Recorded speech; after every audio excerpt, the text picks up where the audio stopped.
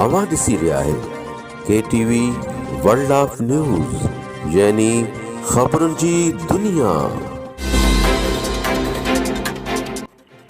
हींअर पेश आहे रतोदरो मां KTV कल्चरल रिपोर्टर शाहीन सिंधीअ जी रिपोर्ट। रतोदरो में शाहिर मलार सिंधी ऐं उस्ताद वाब मेमण जी सालगिरह तक़रीब जो केक कटियो वियो ऐं मोहबतुनि भरियूं भेटाऊं पेश कयूं वयूं। मलार सिंधी बहितरीन शाइर ऐं वहाब मेमण फर्ज़ शुनास उस्ताद आहे। मुक़ररनि जो खिताब।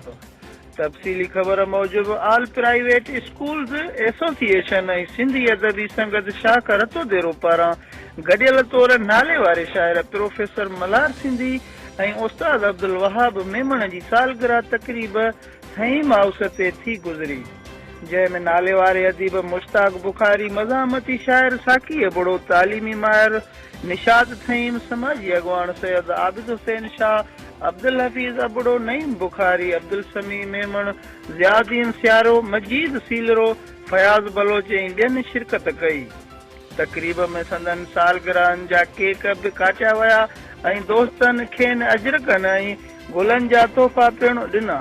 उन मौक़े ते सदारती खिताब कंदे नाले वारे अदीब मुश्ताक बुखारीअ चयो त मलार सिंधी सिंधी ॿोलीअ जो बरजुस्तो लेखक ऐं सिंधी अदब जो मुतहरिक किरदारु आहे, जंहिं करे हू पंहिंजी अलॻि हैसियत क़ाइमु करण में बिल्कुलु कामयाबु वियो आहे। हिन चयो त अब्दुल वहाब मेमण हिकु फ़र्ज़शुनास उस्ताद आहे जेको मुस्तक़बिल जे मेमारनि खे इल्म जे ज़ेवरनि सां सींगारे थो। मज़ामती शाइर साकी अबड़ो चयो त मलार सिंधी मुसलसल जुस्तजू ऐं जाखोड़ जो नालो हिन समूरी ज़िंदगी मुसलसल जिदोजहद ऐं जाखोड़ में गुज़ारी आहे।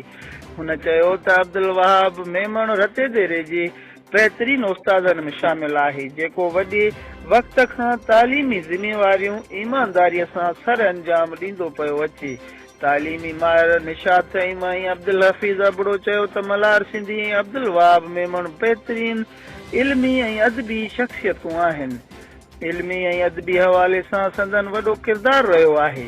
सियासी समाजी अॻवान सैयद आबिद हुसैन शाह चयो त मलार सिंधी मोहबतूं विरशींदड़ ख़ूबसूरत शाइर आहे। संदन शाइरीअ में प्यार मोहबत अमन ऐं भाईचारे जो दर्स मिले थो। उन मौक़े ते मुशाइरो बि मुनक़िद कयो वियो, जंहिंमें मुश्ताक बुखारी, साकी अबड़ो, नईम बुखारी, बागी बलोच, समी मेमण, मजीद सीलरो, फयाज़ डहाणी ऐं ॿियनि शाइरनि पंहिंजी निकोर शाइरी ॿुधाए वाह वाह कराए छॾी।